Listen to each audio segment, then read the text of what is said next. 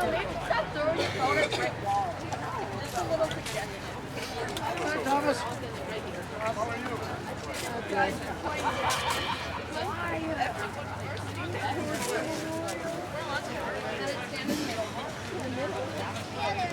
Michaela!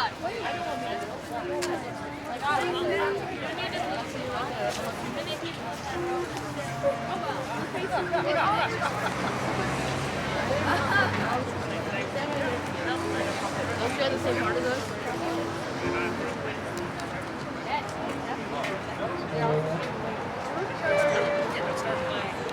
Why'd you switch? I did that yesterday. No, I did it right here. I just kind of waited. She said it. Yeah. So you look like that fire. Then I'm just gonna go fight a fire.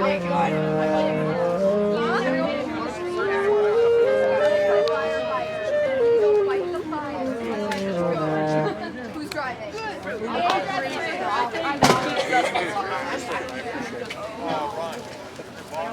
Austin drives. I still look like that.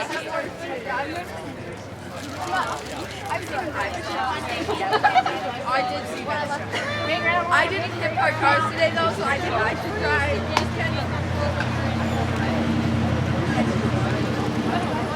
I think I should drive the fire because I didn't almost hit our car. Did I tell you who all was there?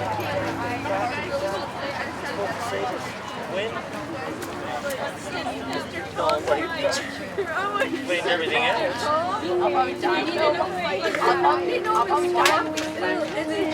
Teacher, why are we even still here? We need to go.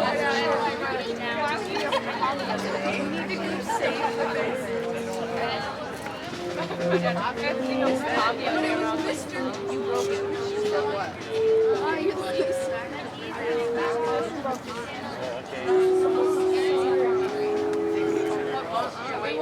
Look at the smoke over that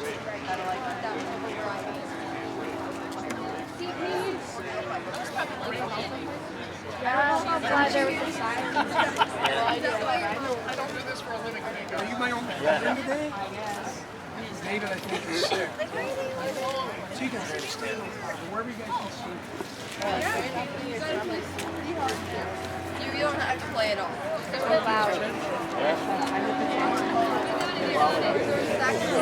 We know what's good. And we're I had I think the stuff on it. Why are we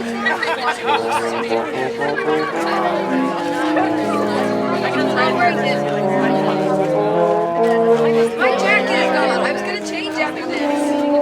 I'm out to the car.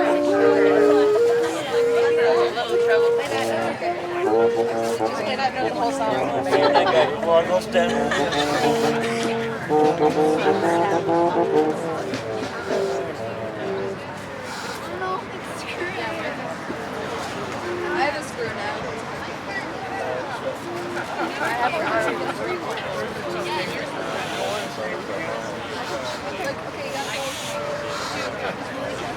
I have a screw. It's like a black. Michaela, get mine. And then we're like, not Michaela. This way, exactly.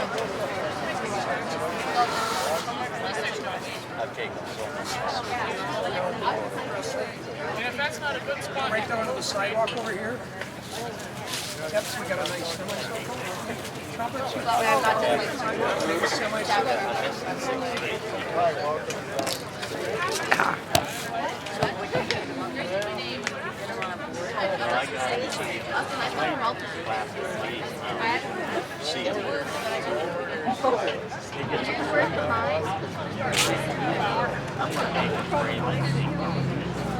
Put it on the shelf?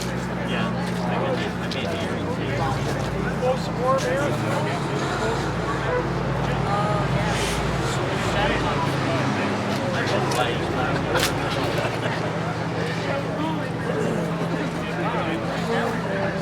Oh, I got that.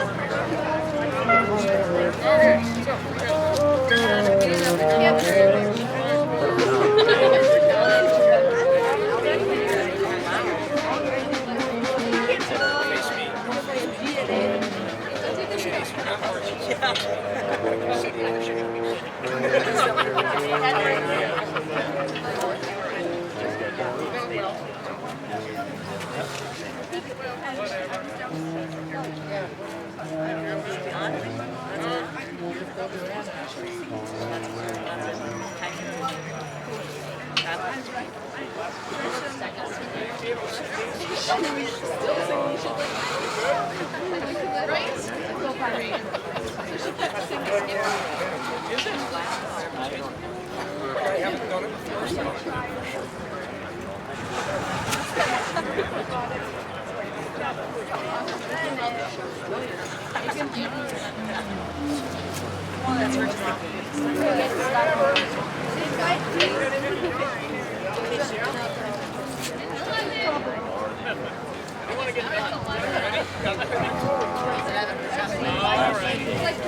I think so.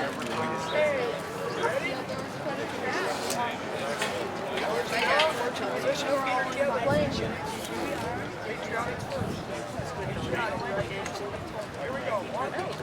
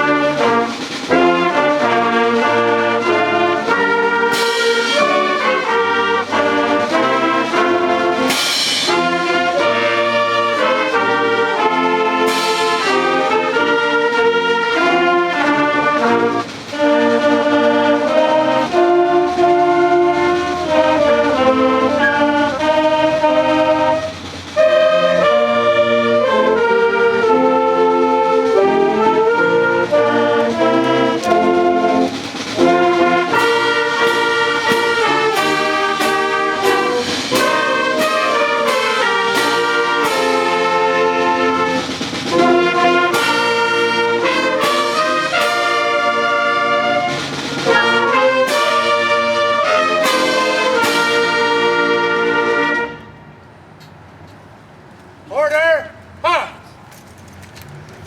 Parade! Rest!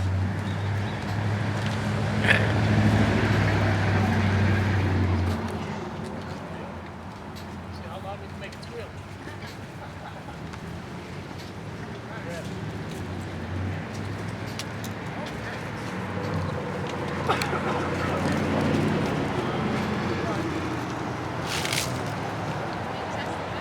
Oh yeah. Have to put in the volume onto it. Sure it works. If not, we'll have to shout really, really loud.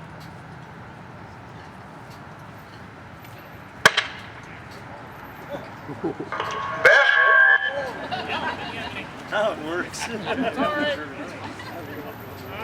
First time? Yes. I don't do this for a living, thank God. Okay. Anyway, all right. Good morning, everybody. Welcome. Thank you, Valley City High School Band. Thank you, VFW and MVets for the color presentation. So, we are here on a very auspicious occasion here to dedicate a new monument for Valley City. And so it is, well, let's see, a time to remember and a time to learn. And with this, I guess we'll start with Mayor Derek Karlsrud. Thank you, Wes. Is that coming through okay?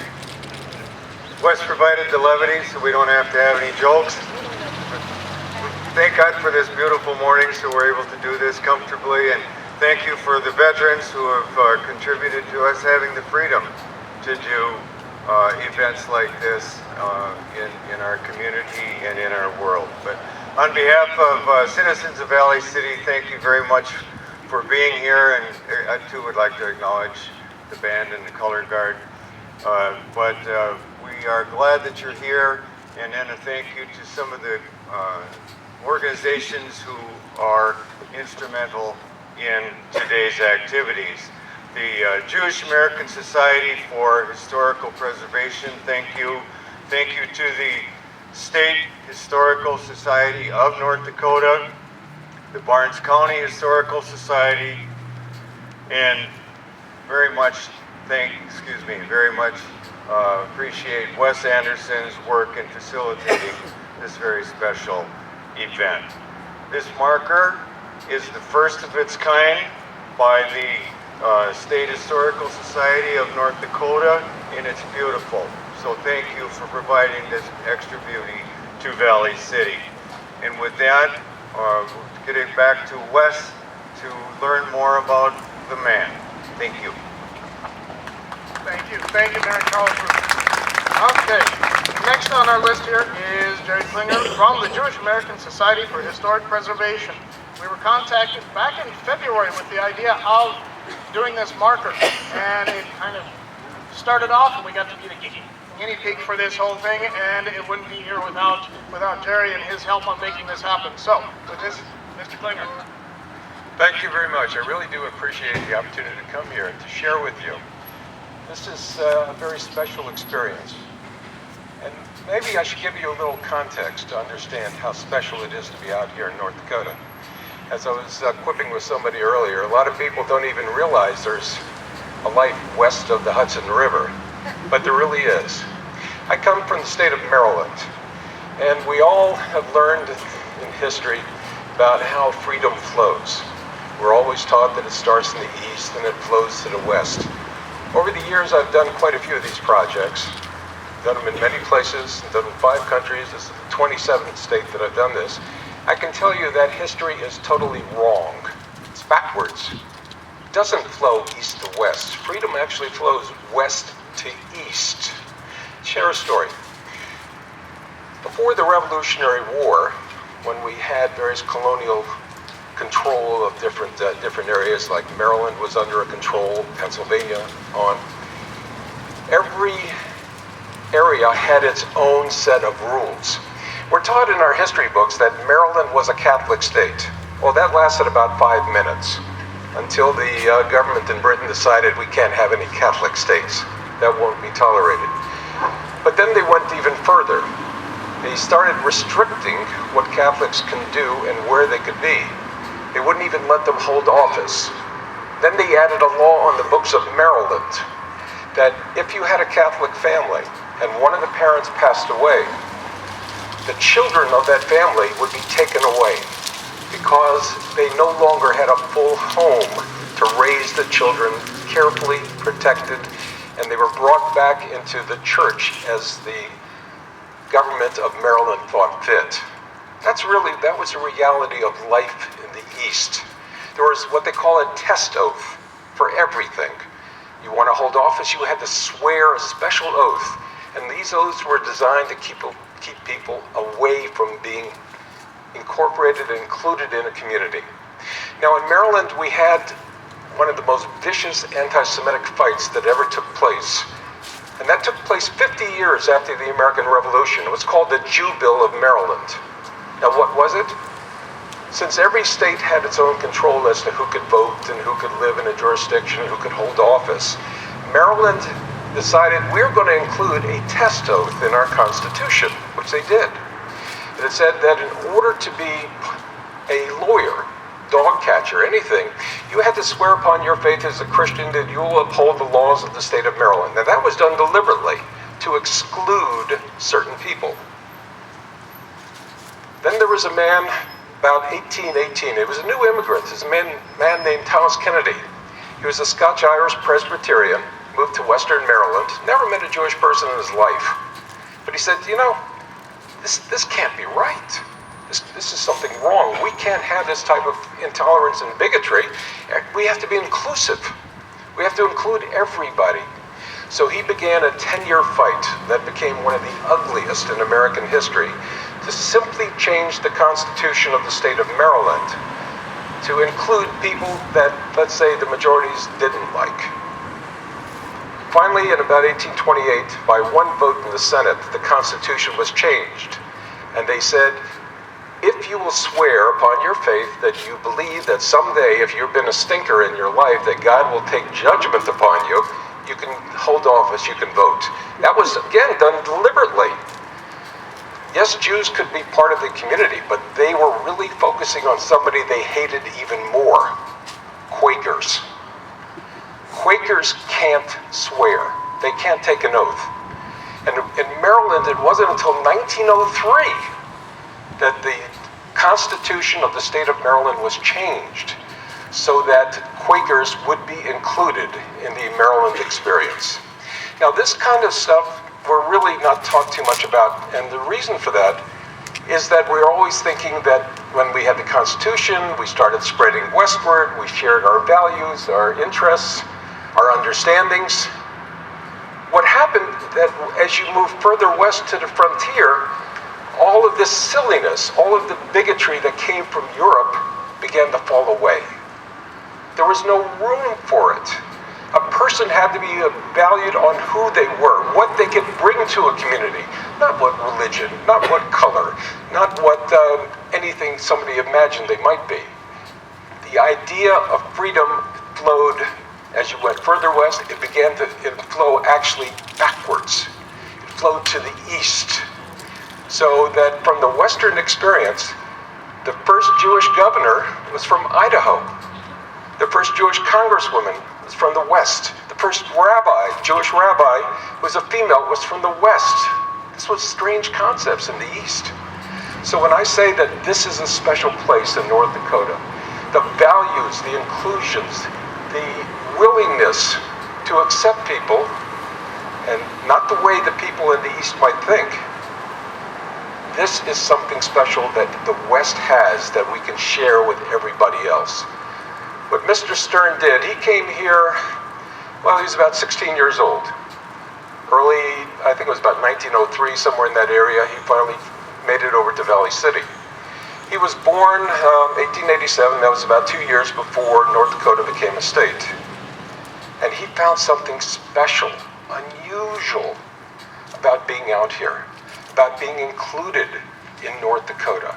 He didn't have it in Germany. He didn't have it from all of the history, but he found it here. And with that, the idea of trying to do a marker for him just on that basis was great. But he did something more than that. When he saw people in trouble, he made a choice. We all have choices in life. We can choose good, we can choose evil, we're free to do that. But he made a choice. And he said, I will do this as an individual if I can't do it with the whole world in back of me. I will do what I can to do what is right, to do what is good. And when people were in trouble, he stepped forward to make that decision. And he was able to do it because the freedom was given to him here to make the choice. It wasn't dictated to him. He could decide, this is what I will do, and he did it. And he ended up saving probably close to 125 lives. We don't know how many lives have been from that, and what great good it has brought to the community and to the United States, to the world more broadly. Let me just take two little quotes, if you'll forgive me and indulge me just a little bit, from Terry Shoptaw's book on Herman Stern's life. Herman was a very modest man. I'm sure he probably would have been a bit embarrassed by this whole thing right here. He wasn't doing it for recognition.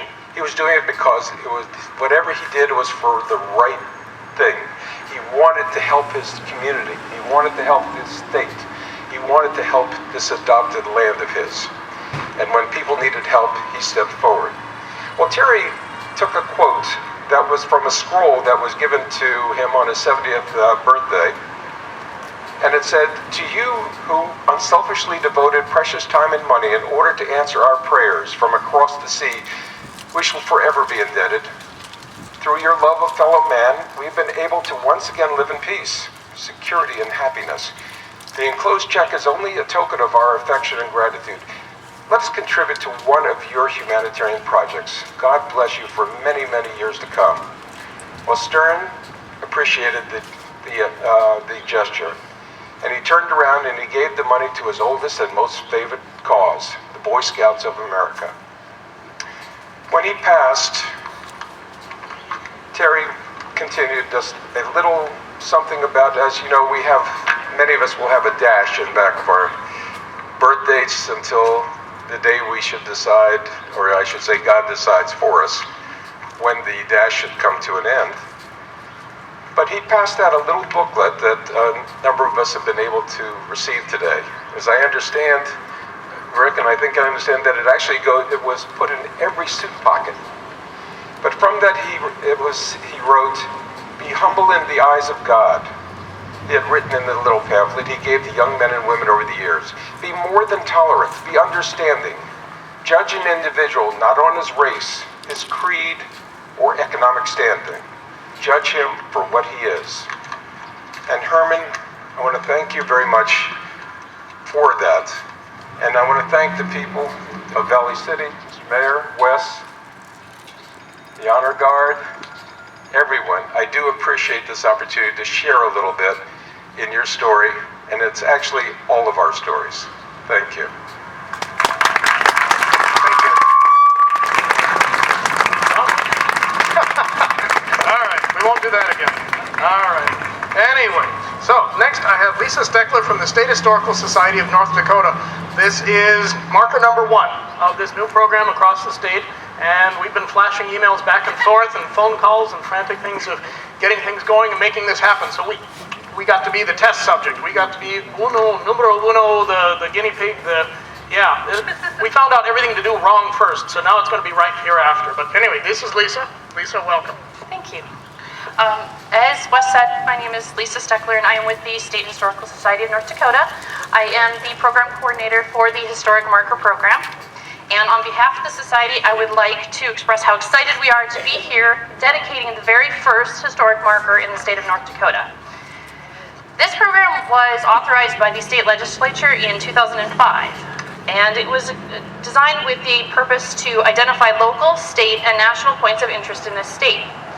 But it wasn't until earlier this year that we received our first application for a marker from the Jewish American Society for Historic Preservation.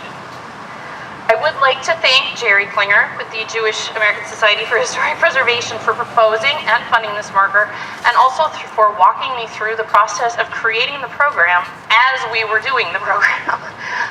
This type of program is done in many other states, but this is the first time that we have ever done it, so there were a lot of things to learn, and I think Jerry probably saved me a whole lot of time and pain. I'd also like to thank Terry Shoptaw, who is the biographer for Herman Stern, for writing the text for for this marker and for accepting our edits. I would like to thank Ashley Netter with the Valley City Park Board, sorry, don't turn that direction, all right. Valley City Park District and Wes Anderson for sharing many, many emails with me. I have an entire folder with their names on it in my email. We had to find a location for this marker. They had to determine how it was going to be installed, and I understand that the Park District actually built this stand for it, and it looks like it'll hold up to North Dakota winters. And I'd also like to thank Christy at Siwa Studios. That's the company that made this marker. She helped to determine what the specifications should be so that all of our markers will be beautiful as this one is in the future. And I would like to say that Jerry, Wes, and I think Christy is, or I'm sorry, Ashley is not here. I hear she had a more important thing to do today. All of the hard work that you did will make this much, much easier in the future for everyone else. Most of all, though, I would like to thank the family of Herman Stern. And Rick is here today, and we would like to thank you for sharing this amazing man with us. The Jewish story in North Dakota is not one that is terribly well known. We have made some strides in the past. We've listed the B'nai Israel and Montefiore Cemetery in Grand Forks in 2011. I'm sure I pronounced that wrong, and I'm sorry.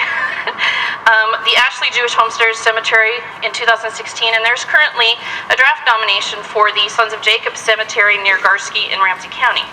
But it's the human stories, the individual stories that bring history to life.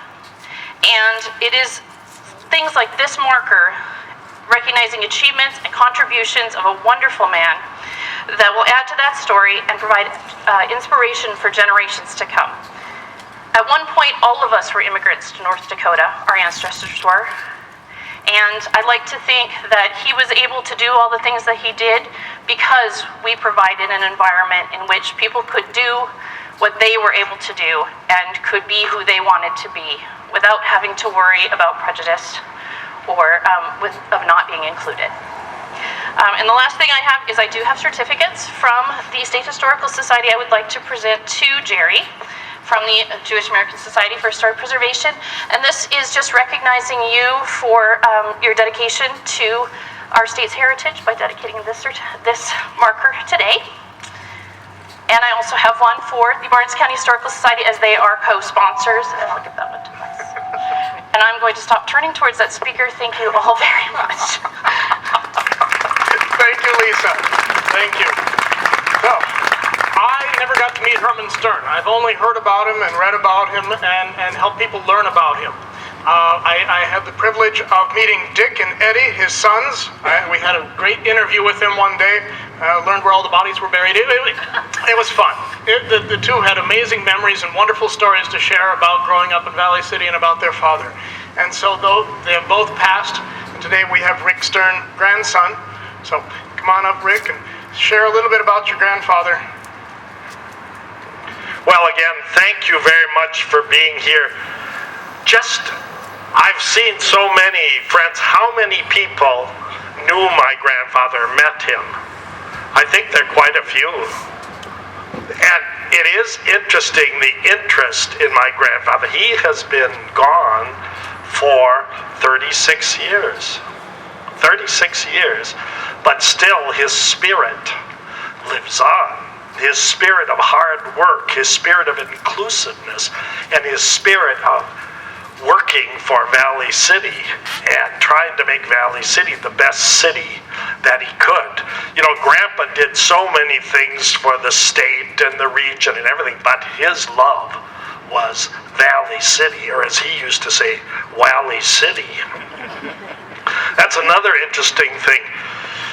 Grandpa spoke like Lawrence Welk would speak, with a real thick German accent, but I don't know why.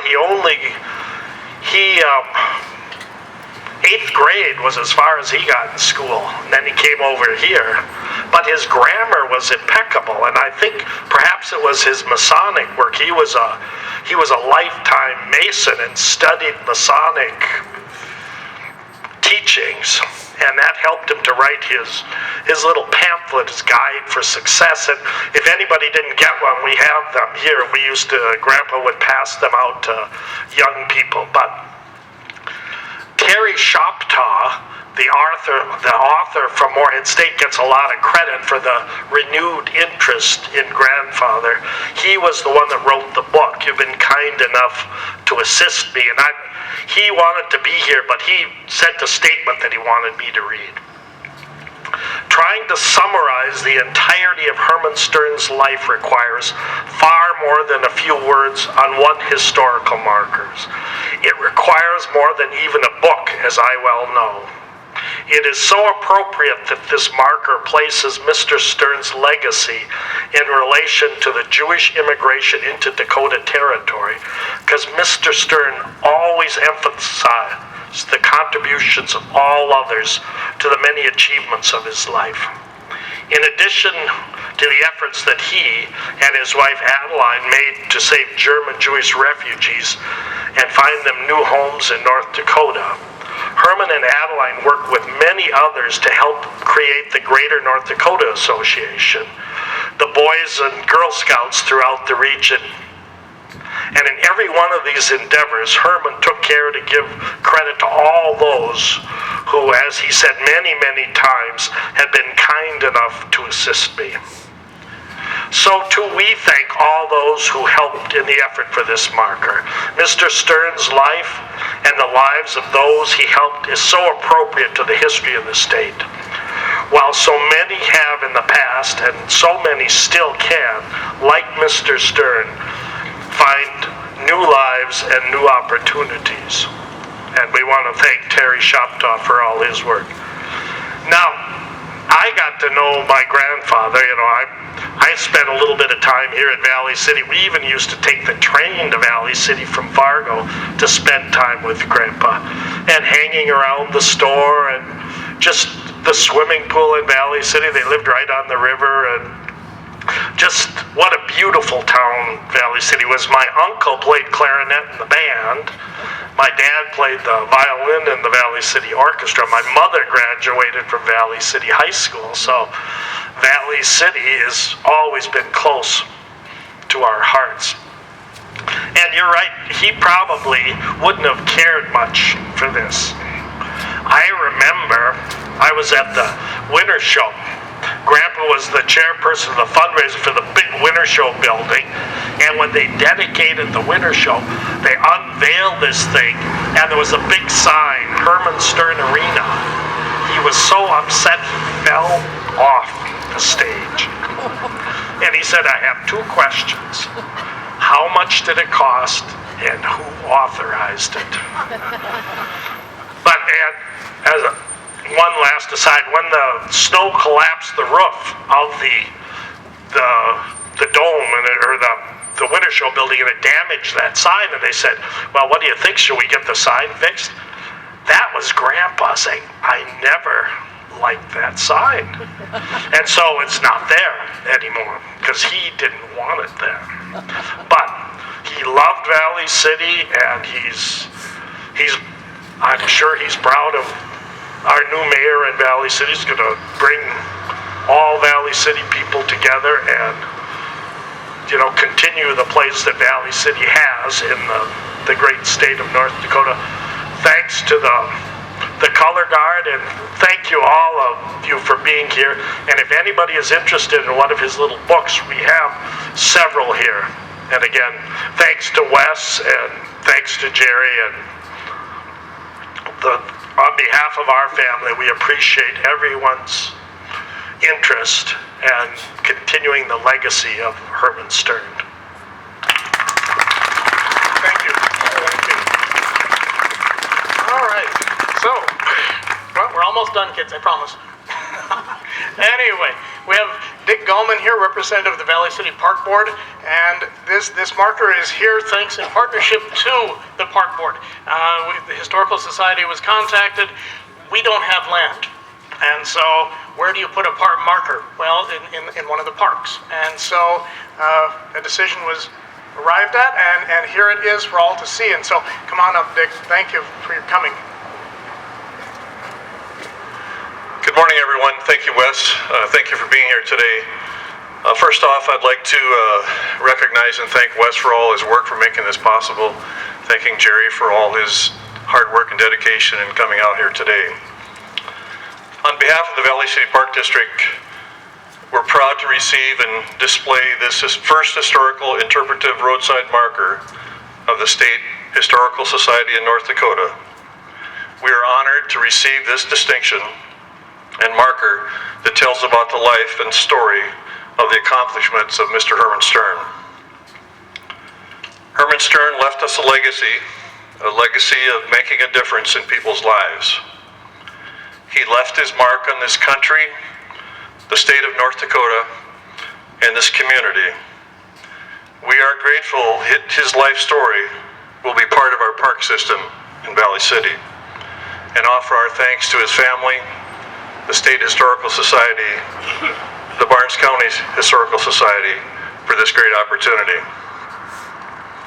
Mr. Stern has influenced so many lives in a positive manner, including myself.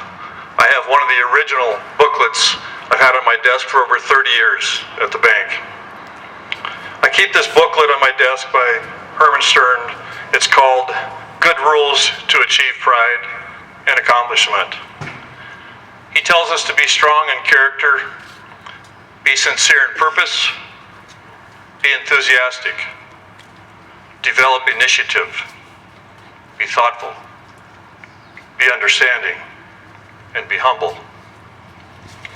Great advice and wisdom for each of us to live by in our lives as we all make a difference in our communities and our country like Mr. Stern did. Thank you. Thank you, Dick. Thank you. All right. So, indeed, this is a presentation not just of the generation, but of generation to come and generations to come. And so this is a marker that is a reminder of how one man can set it upon himself to rise up and accomplish great things. You know, these gentlemen here with the flags will tell you freedom is not free. And it's won on the battlefield, it's won in the voting booth, it's won on a daily basis of simply doing the right thing. And so we have heroes, not in DC Comics, not in Marvel, but heroes among us, and a challenge to you in example of Mr. Stern, to you, be the hero, become the change you wish to perceive. And what is it that he who saves one life saves all of humanity. And so that is an incredible lesson from Herman Stern, and I thank everybody for making this happen. Thank you, Jerry. Thank you, Lisa. Thank you, Rick. Thank you, Dick. Thank you, everybody, for coming today. Okay?